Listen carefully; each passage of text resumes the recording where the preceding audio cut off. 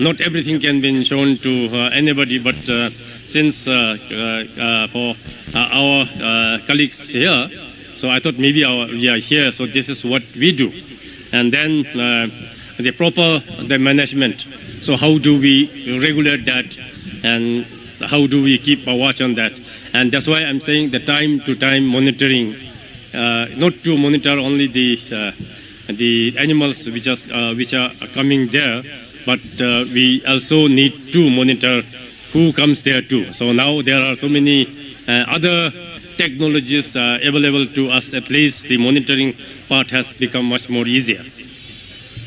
And on the grassland, so I'm just giving you an example, since I was thinking that this conference was going to be held in Kokrajhar, and then the Raimona. This morning we had been talking about that. Adjoining the Raimona is our Phipsu Wildlife Sanctuary.